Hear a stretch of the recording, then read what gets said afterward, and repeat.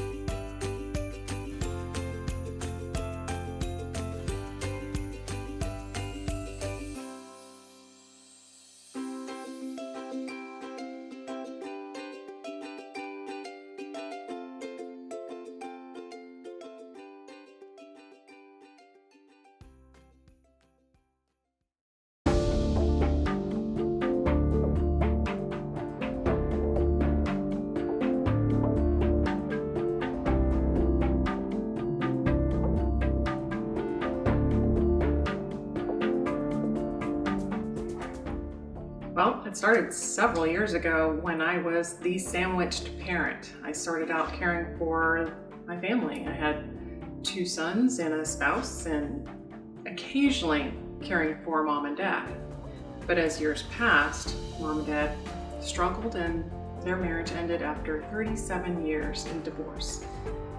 And eventually, that role of caring for mom became more of a required necessity, because as the boys got older, more independent, became young men, my need to be there for mom and my sisters involved with her care just kept increasing.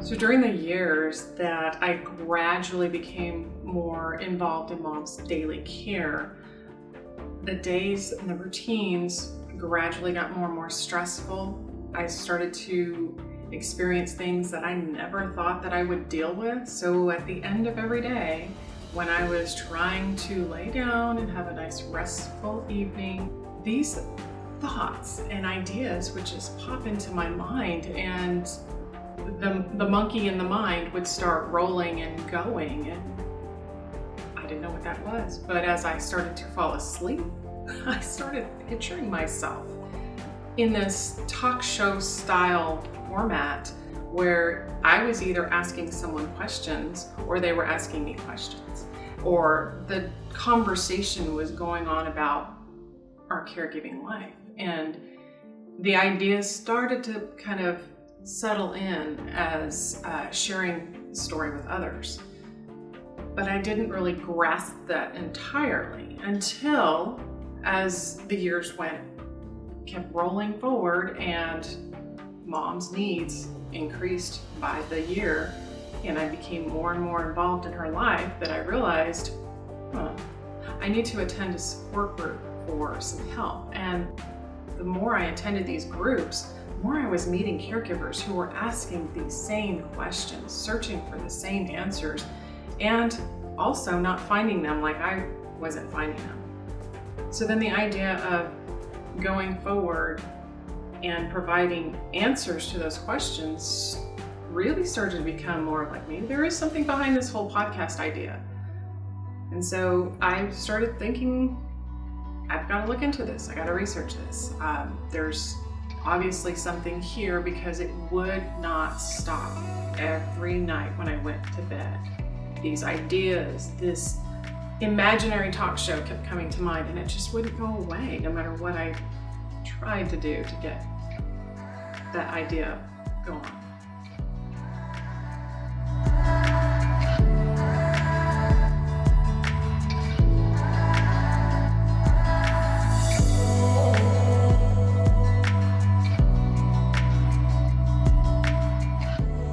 I realized this idea was not going to go away, and there really was something to this. I really started to lean in the idea of sharing my story and having others share their story with me to give caregivers a voice. That was very inspiring per se, but when it came time to actually do the podcast, the challenge was actually doing the podcast, because every time we had everything in place, everything ready to go, and as soon as I heard, okay, it's recording, go ahead and start when you're ready, my throat just closed up, and it was like suddenly I couldn't speak, and all these ideas that I had in my head, all these stories that I felt compelled to tell, just got choked up in my throat and wouldn't go anywhere. So we would stop recording, just put it all away, and try again another day. And we did that for a couple of weeks and probably a couple of months, where I got so frustrated and I couldn't figure out what's happening. And that's when I started to actually pray on this and meditate with this idea of, okay, God, if I'm supposed to share my story, and if I'm supposed to connect with others to help them share their story and give them a voice, then why isn't my voice working? What's happening to me? Well, it was a couple more months after that it was the trial and error, just get a few minutes out, just try a little bit. And then maybe it was who I was talking to, but that didn't say much when it was just me doing the talking. And that's when I realized, okay, it's not just me doing the talking. There were parts of me that were trying to silence my own personal story, which is really bizarre when you think about it, because I didn't want to tell anybody how I felt. I didn't want anybody knowing, because it made me sound like I was crazy. And after growing up and our family telling Mom she was crazy because we didn't understand dementia, I didn't want to be the one that everybody looked at as crazy. The problem is there was this little girl deep down inside that had a very private, very personal story she did not want told.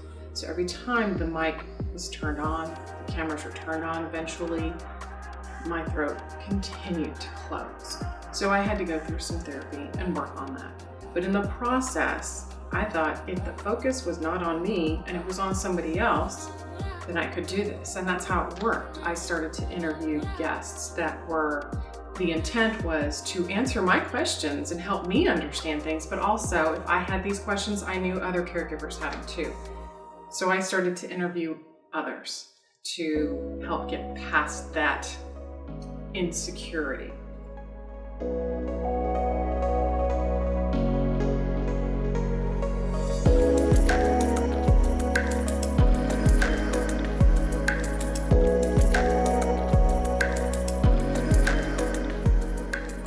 Well, I was grateful to work on my own insecurities, because the more I met people, the more I felt confident about what I was doing, and I didn't care that the cameras were on. I didn't care that I was sharing my story anymore, because I saw the purpose in it. And the purpose was connecting me to individuals that were helping me in the moment, whether it was learning something about how to care for Mom or learning about how to care for myself and planning stages and becoming gradually seeing the picture with each individual guest.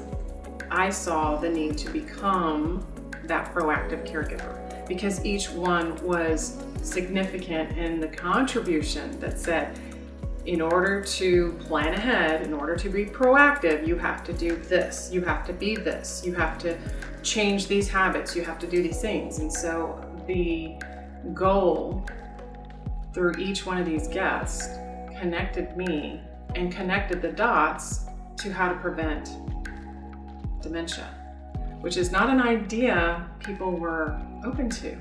And so meeting guests, like the legal side of it, or the lifestyle side of it, or a very dear friend of mine, Marion Boldenwine, who was one of the earlier friends and guests that she connected me to the editor for the book and the encouragement of writing the book. And so it was a very personal journey.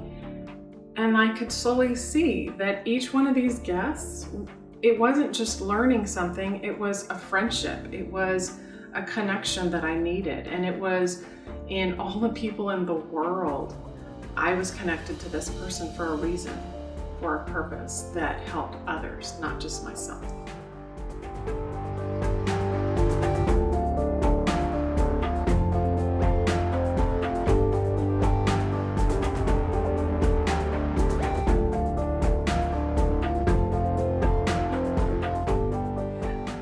I'm excited because since those early episodes, I mean, they were all trial and error and learning and finding the foothold and getting past my fear of being on camera, getting past my fear of hearing my own voice even.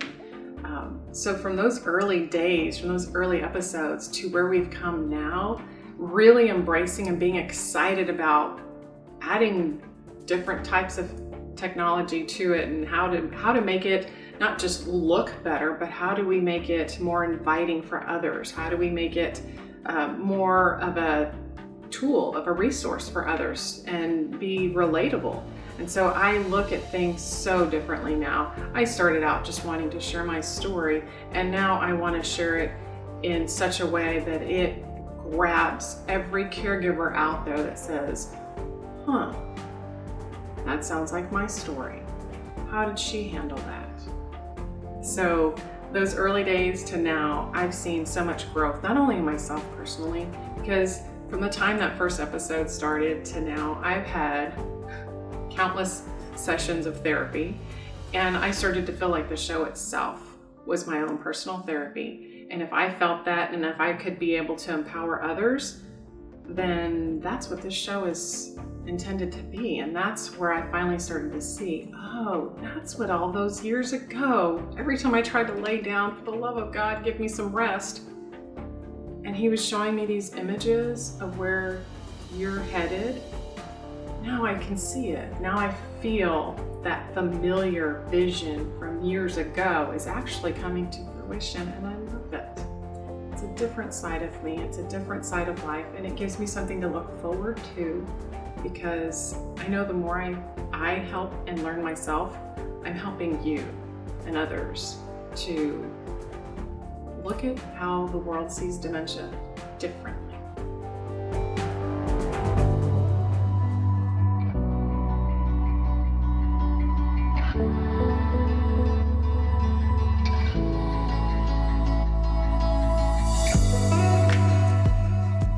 So when the show first started, I had no idea of where it was going to go. It was simply audio.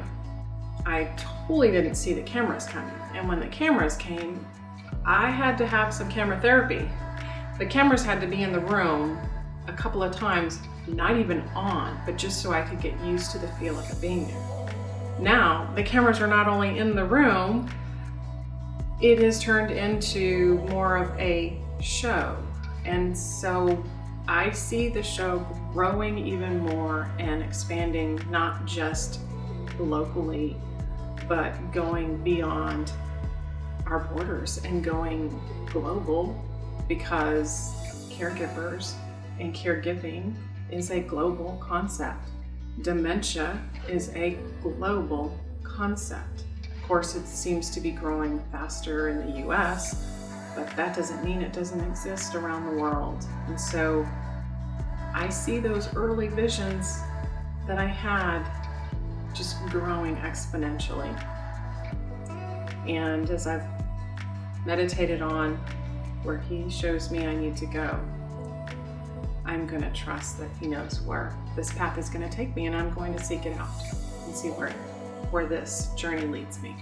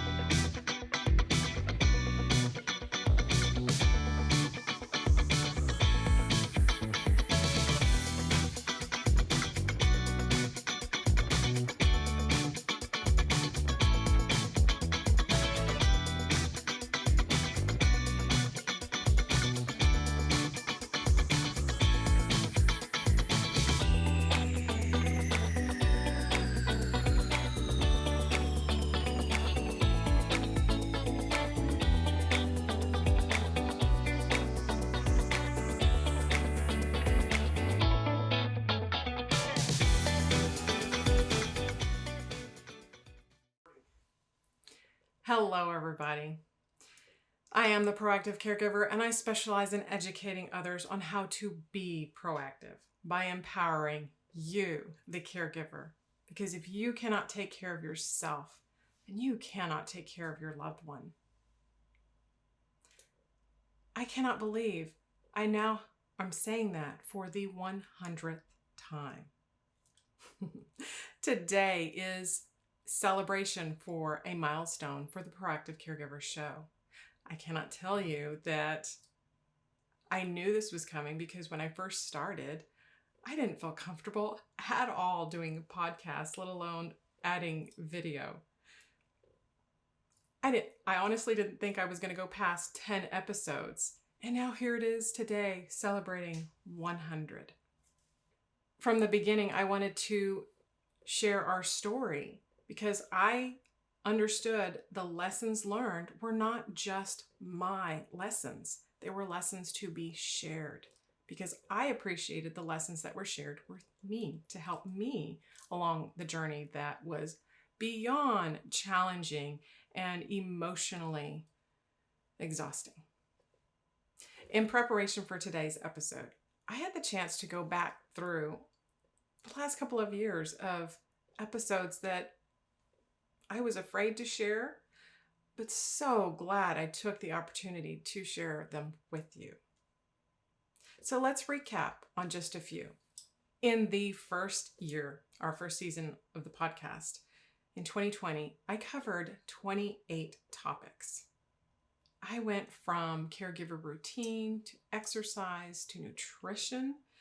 I even covered areas of Ayurvedic massage and legal compliance. And then we went into music therapy, enneagrams, which was very interesting, and finally, the preventative dentistry for seniors.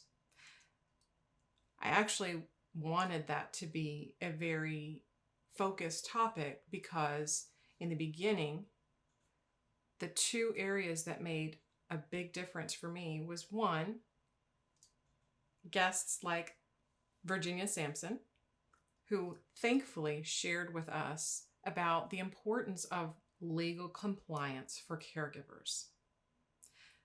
Virginia helped go over the 5 legal documents. She also covered what happens when the family becomes unhinged, and then the planning for this aging process and the importance of it. It's not something that is out there for caregivers to know right off the bat. And I personally did not understand or need this until I kind of stumbled into this within a support group. And the caregiver compliance, it sounded odd to me because this is for me in my situation, it was my mother. Why do I have to have the right to care for my mother? But now, after living several different scenarios, I now understand yes, anyone can care for their loved ones, but even with spouses to an extent, there's a legal right that caregivers either have or don't have. So what would you say is the best way to kind of explain this risk management form through the legal documents? Well, you're so right. We tend to think that because it's our husband or our wife or, our parent and we're taking care of them and we know everything about them, that somehow everybody's going to listen to us automatically, right? But it's not true. There are state laws, and each state is a little different. There are state laws about who can make decisions for other people. And so if you want someone to recognize it, whether it's a bank for a financial or the hospital for healthcare, most of the time you have to have the designated form that's sanctioned by the legislature here in the state of Texas to be able to make decisions for your loved one in whatever arena it may be.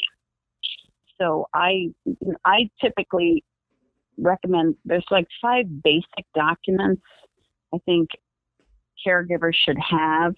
So typically what I tell people is that this is for you to have so that you can have more control as you age, because we're all going to age. And the truth is most of us are going to reach a point where we're not going to be able to manage our own affairs. And who do you want to do that for you? And so when you sign these documents, you are able to select the person or persons you want to make the decisions for you that you feel will make them in accordance with your wishes. Right. So those are a couple of pointers. Do it early. Present it as you are going to maintain control. And then if it doesn't work with you talking to them, sometimes you can get someone that they trust, a minister or a financial advisor, an attorney. Sometimes coming from somebody other than a family member, people are more receptive to getting the documents done. Definitely. It doesn't feel as invasive, I guess, when someone else is coming forward because it's someone else is speaking to their best interest and whatever issues might be there with the family, because, family drama can take precedence sometimes. It's not so much of a threat at that point. Right. And don't forget, people won't say to me, oh, my parents are healthy. We know that can change in an hour. Right. And, we all get along, and we know that can change too, because family members just respond differently to stress. Yeah. Right? You're all getting along now, but your parent gets sick, or somebody gets sick, and all of a sudden some people just come unhinged. Absolutely. And they're not very rational. Right. So, I would say just get it done sooner rather than later. And if you can kind of present it to people like that, people usually know a last will and testament, right? And these are just kind of documents they should have, just like they should have a will, right? It's like you plan for your retirement, you plan for all kinds of things. Let's just planning for the aging process. That's true. Because we are all going to age. So I try to present it like that to people, and then they usually feel much less threatened. I also get a question, can people with dementia or Alzheimer's execute the documents? It really depends where they are in the disease process. The standard is that they have to be able to understand the nature of the document they are signing. Okay. So people with dementia can do that. I mean, my mom had dementia, but it had not progressed to the point where she couldn't execute some documents. Right. So that's another reason sooner rather than later, because especially if they even have the beginnings of dementia or Alzheimer's, we know that can accelerate quickly. And you want them to be able to do it, because again, without the documents, then and if it becomes necessary, then they have to go to court and have a guardian appointed, and then they lose total control. Right. So. Right.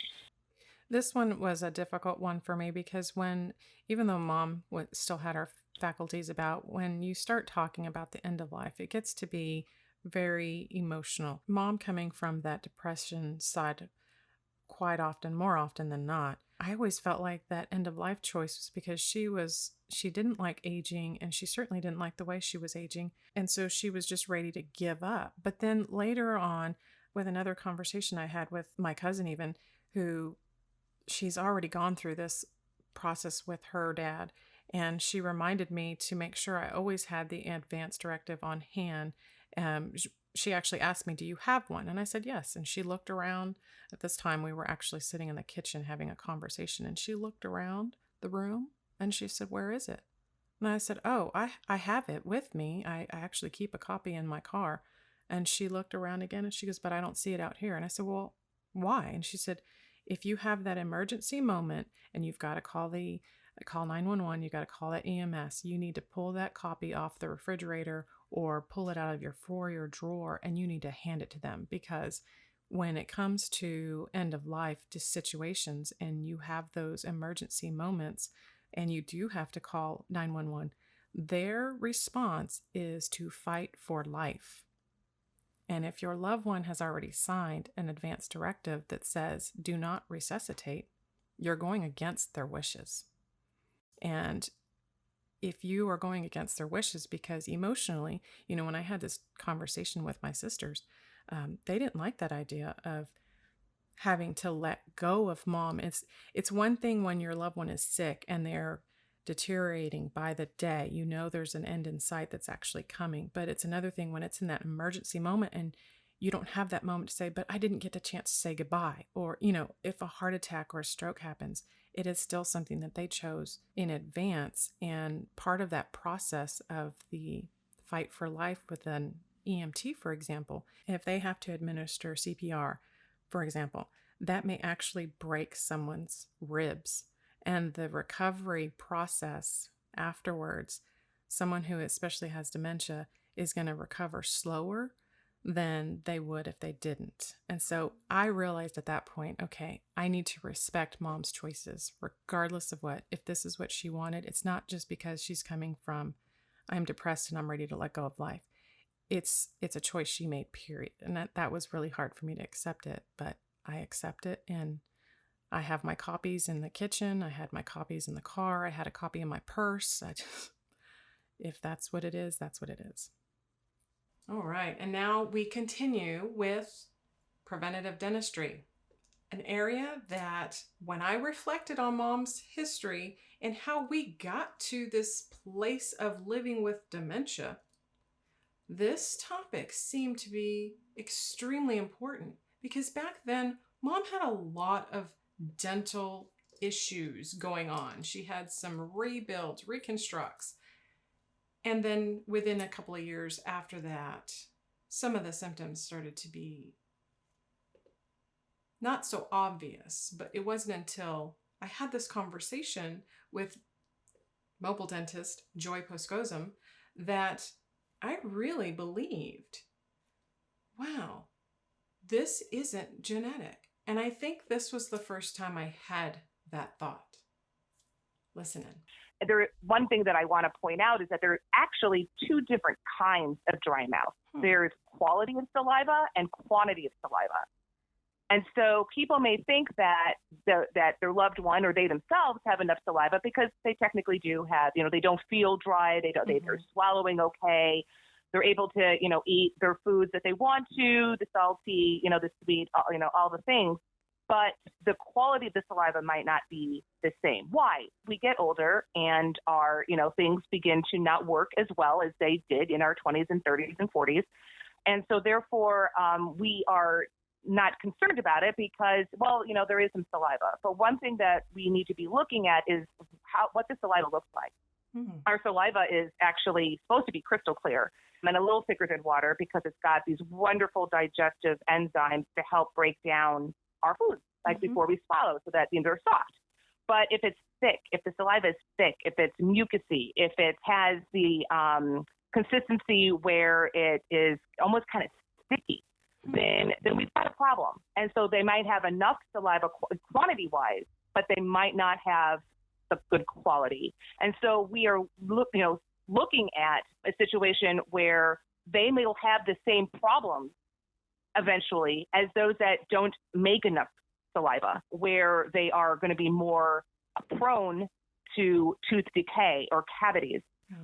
They are going to be more prone to having potentially tooth sensitivity, or they're going to be more prone to gum disease because their gums really aren't, all of our gums are supposed to be moist, but even with this quality of saliva, the gums aren't as moist as they should be. And so therefore there's a higher chance of gum disease, of bleeding gums. And so now as the caregiver, you're brushing your loved one's, teeth and gums and you notice the bleeding and you're like, oh my God, I'm brushing too hard. I'm doing something wrong. So thinking outside the box, brushing the teeth does not have to be in the bathroom. It could be at the kitchen sink. It could be done in the living room with those little pink basins where they can be spitting in there. They're comfy. They're watching TV. They're being distracted.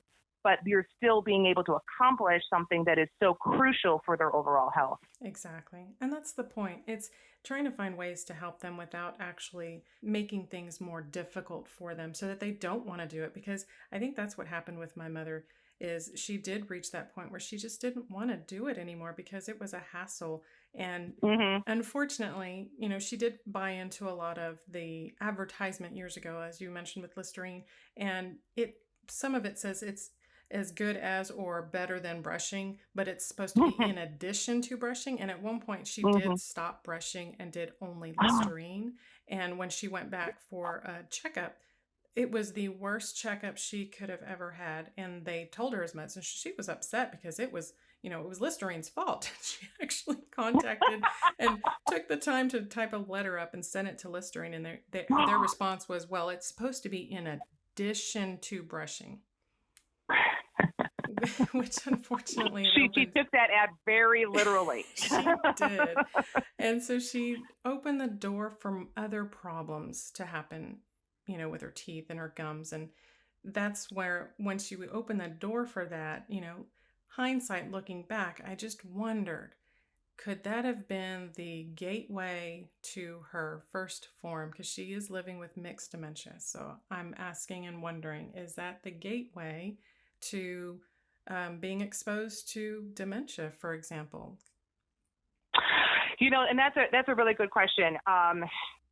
In a nutshell, about 5 years ago, they found when they were starting doing autopsies in those with Alzheimer's in particular, that the plaque formations in the brain, they found oral bacteria. They found Pseudomonas piriformis, or gingivalis, piriformis gingivalis.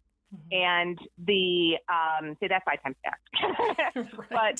So 5 years ago, as I'm beginning to tell this to my patients, because I also have a brick and mortar, to my patients that are not my seniors, I'm like, look, guys, we don't know chicken or the egg yet, but by taking care of your oral health, you're keeping your immune system strong.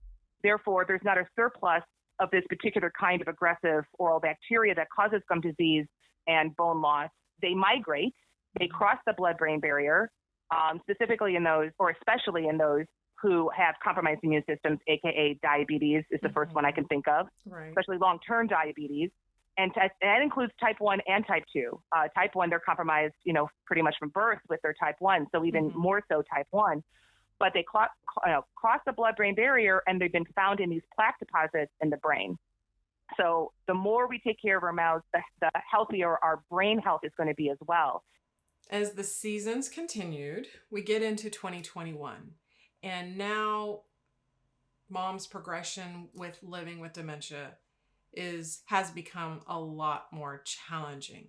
So I covered another 32 episodes and topics that were very important. I know they're all, but in this journey, understanding the risk factors for dementia and then understanding the stages. When people are experiencing dementia, they may or may not also be unable to perceive that their skills are actually changing. Right. So it's called anosognosia. So some of us are going to have a parent or a loved one who is entirely able to understand that they're losing skills. And your experience with the person who knows they're losing skills is going to be that it's going to be like the elephant in the room a lot of the time, that they will be terrified deep down. And they are grieving, and they very well might appear to be depressed, but they're grieving because they know what's going to happen. They know what they're losing, and they know what will happen to their families. They know the cost. But then others of us, we have a loved one who is completely unable to perceive that they're losing skills. Like sometimes people are able to say, yeah, I know, I'm getting a little forgetful. But they're completely unable to admit or perceive that they cannot make decisions anymore because their rational thinking skills are fading away. Yes. So they can't understand that they're putting themselves at risk. And so these people, instead of being fearful and grieving, they're angry, they're irritated, they become paranoid, they're protective of their personal space. They might lock the kids out of the house. It's so different if you can't understand that your skills are changing. And that just happens when the dementia affects the part of the brain that allows self-knowledge. So really, I think your listeners were divided into these two main categories. Those who are dealing with awareness and grief and fear, and then those who deal with anger and refusal and paranoia. Yes. Just because there is that misunderstanding of what dementia is. And it's just like you said, the loss of memory in connection with Alzheimer's. But Mom didn't have Alzheimer's. It was probably 2 years before I could really see that there is a pattern. It's not a medical pattern. Right. It's not disease plus symptoms equals treatment equals cure. You could do that with a disease. You can do that with Alzheimer's disease. Exactly. But dementia is the result of any number of diseases, any number of bad reactions to, say, anesthetic or chemo. It can be because you had a traumatic brain injury earlier in life. It could be because you've been experiencing cardiovascular disease for some period of time. Absolutely. We don't even know why children are beginning to have dementia. It has to be lifestyle. It has to be nutritional. Exactly. We're not going to cure dementia. No. But the pattern is whoever you are and whatever form of dementia you're experiencing, you're eventually going to see changes you're going to lose your memory skills, and you're going to lose the ability to access information from the past. That is, in essence, as a concept, that's your remembering self. You're losing that. You will eventually live in the present. And the present is about 3 seconds. Right. As time continued during 2021, I started to recognize changes in Mom. The progression was happening faster. So I invited Dr. Sammy Winemaker to come on because I wanted to know how to recognize the signs of dying. It may be a topic that others think that's too morbid, but knowing an end was coming and trying to stay in the proactive mindset, I wanted to know. Of course, back then, I wanted to know the details to prepare for them and be ready. But now, when I look back, I believe I really needed to know because emotionally, I wanted to also be prepared what was going to happen. But it doesn't happen that way. So let's listen to Dr. Sammy Winemaker for just a second. If I had a magic wand, I would make sure that in nursing school and in medical school and all of our training, that we would make sure that every nurse and every doctor graduated knowing that providing a palliative approach is part of everyone's business. It is not reserved for palliative care specialists. This is everyone's business. Everyone's got a stake in it. Every cardiologist, respirologist, geriatrician, oncologist, everyone should be trained properly so that they can naturally provide a palliative approach when it's appropriate for their patients who are facing progressive illness, and not at the 11th hour, that they integrate this into their skill set while they're caring for people right from the diagnosis. Because, for example, if someone is diagnosed with dementia, we know what the average life expectancy is. We know what the different stages are.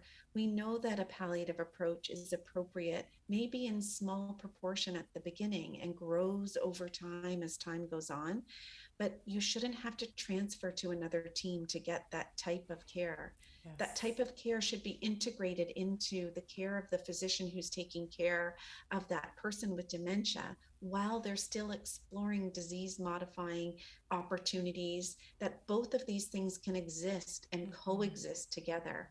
So this old-fashioned idea of palliative care starts right at the end, and it's really only if you get a palliative care specialist, is so old-fashioned. Yes. It's a philosophy of care. It's an approach to care. And it starts from the time of a diagnosis of a progressive life-limiting illness. And it's woven in seamlessly so that the patients and families and caregivers never feel like there's been a transfer of care to palliative care. It is just integrated so seamlessly that it just feels for the patient and the caregiver like good care. That's all it is. Absolutely. Thank you so much for saying that, because that is something that as a caregiver, I have taken Mom to a handful of different specialists and feeling that disconnect from each one and trying to figure out how to get them all on the same page. And for me to be on the same page to understand what everything is and not feel like I have had to become this medical detective. And only until recently, after doing this for a couple of years now, have I been able to finally connect Mom's cardiologist, for example, with her gerontologist. And the services that are available are there for her, but the communication and the flow of all of it, it does give me that final feeling that, and the confusion and frustration in addition to it, because then I'm talking to the cardiologist. They've explained this is the status, these are the needs, this is what you can expect, or they water it down for the sake of the patient. You're fine, you're great, you're good, you've got several more years to go. And in my mind, I'm thinking, I think I'm recognizing some of those trends that you were talking about, but that disconnect is there. And it's almost as if, well, I've done my part. I can just pass you off to the next stage or the next specialist and let them dig into the details. And so then I feel, and I can't imagine mom before she was even in these advanced stages being passed to the next specialist and the next specialist, aside of feeling that what's wrong with her, what's wrong with us, what's wrong with this process. Oh, now we have to go somewhere else and hope that we get more answers. And a lot of times, instead of looking for answers, we're looking for the comfort. We're looking for the knowledge that says, this is normal. You're okay. This is the process. This is what you can expect going forward. And so now my detective work is, when do I contact hospice? When do I start getting that ball rolling? Because I have no idea. All very helpful information. But when the year rolled forward into 2022, it was no longer all about mom's progression, because it turned towards me, and it was the first time in my life that I started to experience changes in my hormones. Facing the emotional roller coaster with caregiving was one thing, but facing changes and challenges with my hormones and approaching perimenopause did not help at all.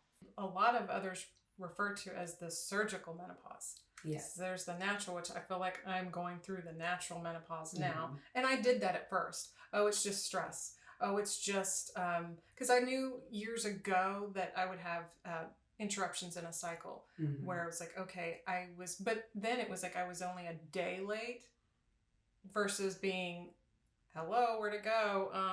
What's happening here? And then everything else coming with it. So you had that surgical difference. Yes. Versus the natural. I did. And like I said, it's like hitting a brick wall. But then if nobody's talking to you, it took me several years after the surgery to even figure out, like, I'm using the estrogen patches, I'm using the estrogen gel, and I'm like hoping it's going to help.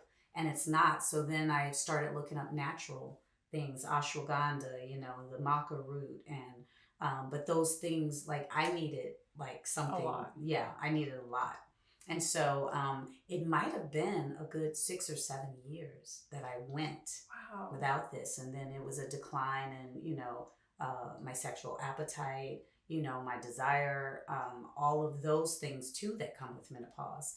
And it got to the point where my husband was like at his wit's end, and he's like, you have to we got to figure this out. So now that you have been able to figure out what it is and how you're going through, because it's not just you, right? With your husband, it's not just what you're experiencing. He's experiencing a decline, a change as well. Almost a loss of intimacy, a loss of, I'm just going to leave it at that, a loss of intimacy, because, sometimes that's his love language. Right. He loves to kiss me. He loves to hug me. He loves to touch me. And, then that leads to, of course, the other stuff. So if it's like, because of what I was going through, I was just like, look, stop kissing me, stop touching me, because no. And he's like, it's not going to lead there. He's like, what did I do? And I'm like, it's not you. Like, and they don't understand that. No, they don't. And it's that cliche, it's not you, it's me. Well, in this case, it really is me. It really is. Yeah. Which is why I laughed when you said in your comedy routine, when you said they shouldn't call it menopause, they should call it menostop. And I thought, that's so, because it literally was just like one day, just like you said, for me, everything just stopped. Yeah. And it wasn't until reaching that point that I had to look back, okay, how long have I been experiencing these hot flashes? How long have I had these night sweats? How long have I had this moody blues? And it all started coming together, and I was like, okay, well, Instead of experiencing the big O and enjoying it, I'm experiencing the little O for old. And that made me feel so sad because I'm not in that mindset. I don't want to feel old, and I don't like talking about that old, like I'm becoming old. It's not just a number, it's a mindset. Yeah, it is, but aging, we can't help it because our bodies are eventually, back to dust. Right. And so we've got to, even with the mentality, because if people, when they see me and like the energy levels that I have or whatever, they cannot believe I'm as old as I am. But it's mind over matter. Exactly. Up until a point. Because your body is still going to age, those hormones are still going to decrease, and it's up to us to just, put them back in there. But you made one point of, especially being a caregiver. My mother-in-law had dementia and Alzheimer's, and I wasn't her main caretaker, but whenever she would come and stay with us, Julio and I would have to do that, and paying attention to your body, so that it's almost like when you're on a plane and the plane is going down, they tell you to put your mask on, oxygen on, before you help the elderly or children. You have to take care of yourself and know what's going on with your body.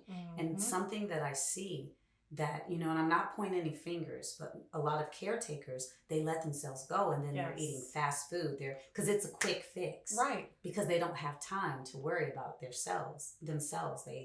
They're worried about, whoever they're taking care of. Exactly. But they have to stay in tune with their bodies and what it needs and what it doesn't need.